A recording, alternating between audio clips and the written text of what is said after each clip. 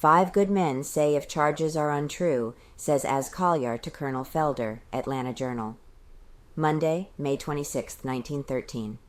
A substantial portion of the beginning of this article is illegible with the PDF copy in our possession.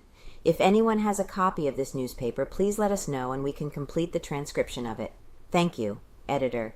If I did introduce you to my wife, and you 2 words illegible make the remark that you had the pleasure of meeting her in Chattanooga, and yet one of our alleged newspapers that has been very busy defending your good name and painting mine blacker than hell in this community has the audacity to publish in their Sunday morning edition a statement that my wife became so disgusted with me that she separated with me a year ago.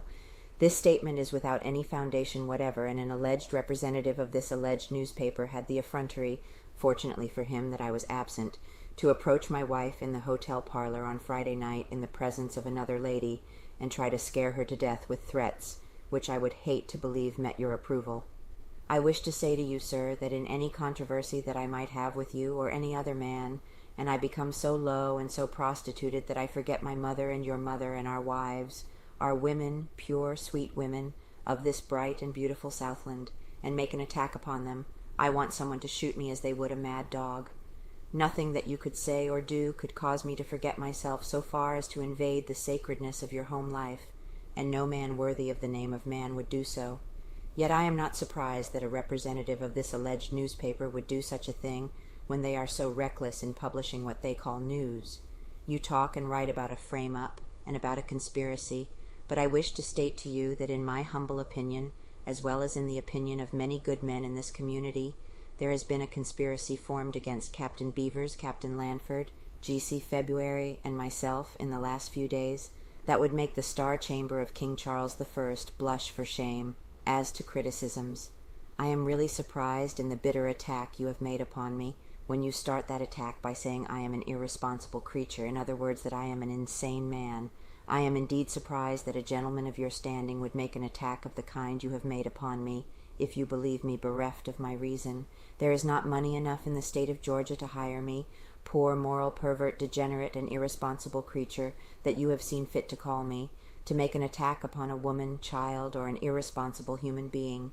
Perhaps, though, Colonel, you were in a desperate frame of mind over your experience with the dictograph and forgot yourself. If so, you are excusable. In writing to you on Saturday night, I misunderstood your witness, Mr. Atchison's name. It had been told me as Mr. Atherton, and I did not know who your distinguished friend was until Saturday night.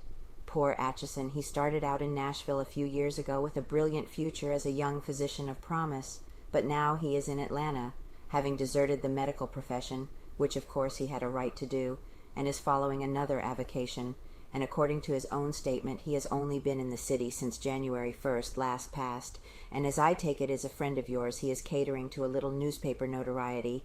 In other words, he would like for the citizens of Atlanta to know that he has arrived. I haven't seen this gentleman in 15 years, but I will explain in a few days to the satisfaction of the public what his grudge is against me.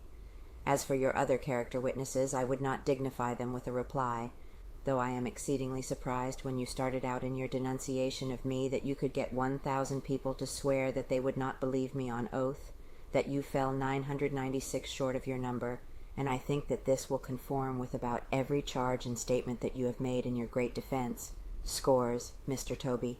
I would suggest that your royal flunky, Toby, who evidently has got a sore toe over the recent exposure, go to a drugstore and buy a corn plaster. If he can't find one, let him call on the Pinkerton Detective Agency to pilot him to the nearest one, and I am satisfied that Mr. Harry Scott would take great pleasure in prompting your royal flunky in his little drama, Scene 1, Act 1, called The Mysterious Hunt of the Far-Famed Burns Detective Agency for the Murderer of Mary Fagan.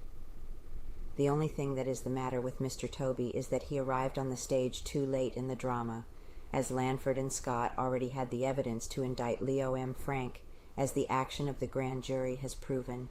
I read Toby's attack on me in your afternoon organ, and I also noticed that he laid great stress upon the fact that he was here for business, pure and simple, provided, of course, that the citizens of Atlanta opened up their purses and responded to his call for money, as the Burns Agency, according to him, was not in business for their health.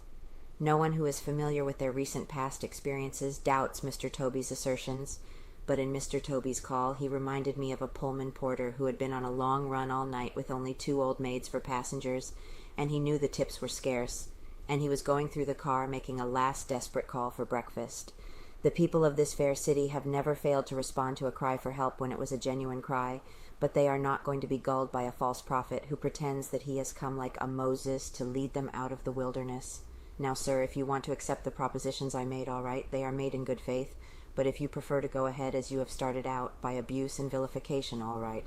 But remember, there is none of us perfect, and let him that is without sin cast the first stone. As Colyar, Atlanta, Georgia, May 26, 1913.